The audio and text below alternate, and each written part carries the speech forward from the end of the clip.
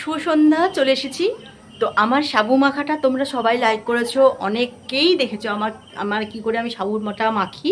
Actually আমার সাবু মাখাটা তো আমার নিজের থেকে না, আমার দিদার থেকে ঠাম্মার থেকে শেখা কি করে করতে হয়। তো শিবরাত্রি তো গেল, সাবু তো ভেজানো হলো। অনেক সময় কি হয়, কিছুটা সাবু থেকে যায়, যেমন এবার আমার হয়েছে। শিবানিদি তো খাবে বললো, শিবানিদি বললো যে আমার এখানে খাবে, খেয়েছে। তো খুব একটা পুরোটা খেতে পারিনি, তো আমারও কিছুটা বাকি আছে, আর আমিও খুব একটা খেতে পারিনি। তো সেই জন্য সাবু কিছুটা থেকে গেছিলো। তো চলো সেই থেকে যাওয়া সাবুটা কি করি। এমনিতেই থেকে যাওয়া সাবু থেকে সাবুর খিচুড়ি হয়, ভীষণ ভালো হয় খেতে।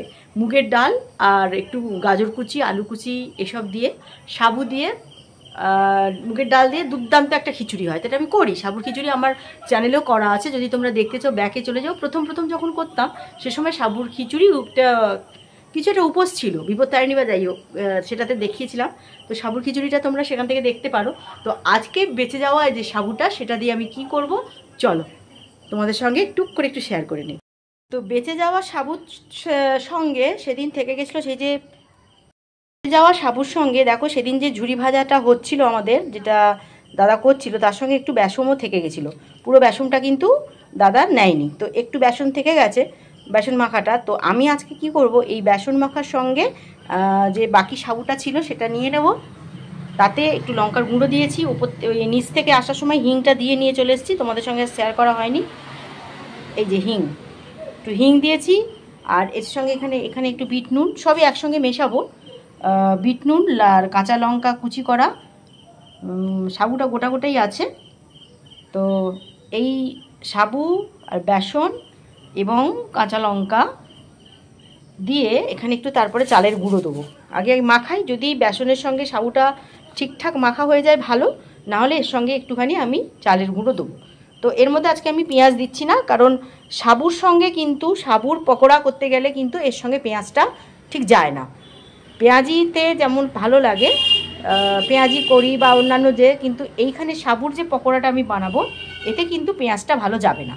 ওই জন্য আমি এর মধ্যে কোনোভাবেই পেঁয়াজ বা রসুন কিছুই দেবো না, শুধু প্লেন। এটা অ্যাকচুয়ালি কী বলো তো, ভেজ ডেতে তোমরা করে বানিয়ে খেতে পারো, যেদিন ভেজিটেবল মানে যেদিন তোমাদের উপোস টুপোস থাকবে, সেদিনের ফ্রাই হিসাবে এটা ভীষণ কাজে দেয়।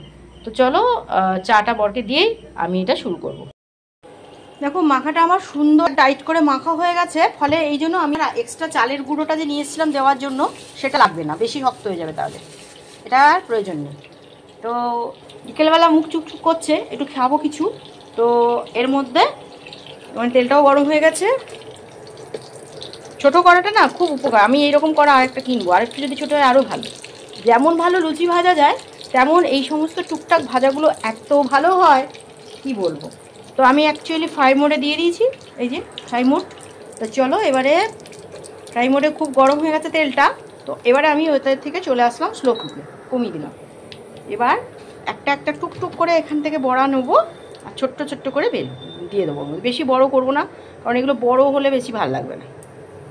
তো চলো একটা করে দিয়ে দিই, ছোট করে দিয়ে দিব, তাহলে ফুটফুট করে হয়ে যাবে। আজকে বেশি ভাজবো না, কমই ভাজবো। রাতের মাংস রাখা আছে, কাল সোমবার তো মাংস খাবো না, আজকেই খেয়ে নিতে হবে। এই জন্য অল্প করে টুকটুক করে ছোট্ট দেবে। আর দেখো সবসময় একটা কথা শুনবে, পেঁয়াজি বলো যাই বলো, ভাজাগুলো যদি একটু ছোটো করে ভাজো, দেখবে ভালো করে ভাজা হয়।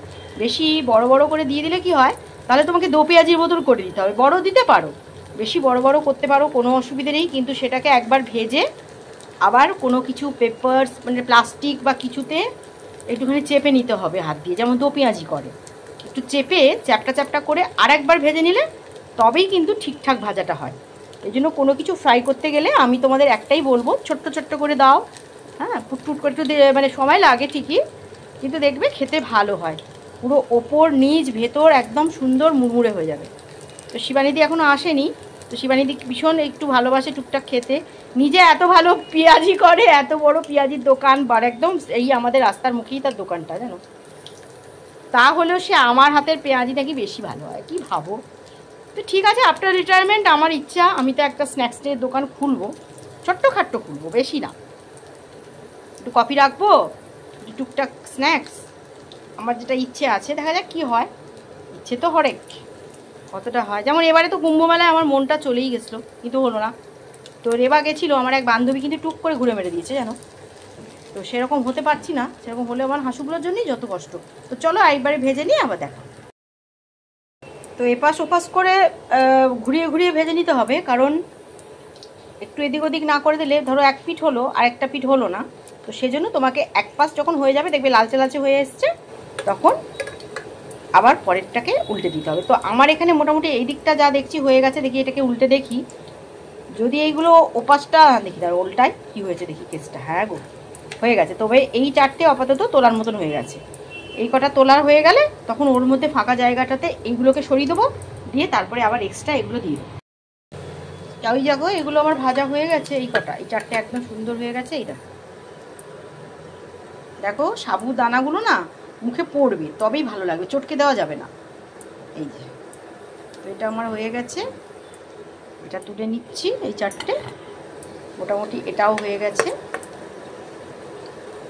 ব্যাস, আমাকে একটু লক্ষ্য রাখতে হবে, যেগুলো হয়ে যাচ্ছে সেগুলো তুলে দিতে হবে, আর যেগুলো আরেকটু বাকি আছে সেগুলোকে আরেকটু সময় দিতে হবে। তো অলরেডি এগুলো আমার হয়ে গেছে, যখন তুলে নিই, তুলে নিয়ে আবার এই ব্যাচটা দেব। ফার্স্ট ব্যাচটা তুলে নিলাম, এবারে সেকেন্ড ব্যাচটা দিয়ে দিয়েছি। টুকটাক যদি বাড়িতে এরকম সবসময় একটু বিকেল বিকেলে করে রাখো না, কেউ আর বাইরে কিছু খাওয়ার বায়নাই করবে না। কারণ সত্যি কথাই তো, এই সময়টা সবারই একটু মুখ শুশু করে। তো কি করব একটা, আমরা কত আর একই রকম জিনিস প্রত্যেকদিন খেতে থাকি। তো সবারই একটু চেঞ্জ দরকার। তো সেই জন্য মাঝে মাঝে যদি তোমরা ঘুরিয়ে ফিরিয়ে একটু এই টাইপের স্ন্যাক্স টাইপের কিছু করে দাও, তো অসম্ভব খেতেও ভালো হয়, আর বাচ্চাগুলো খেয়েও শান্তি পাবে। আর তখন দেখবে আর বাইরে কিছু খাওয়ার বায়নাও করবে না।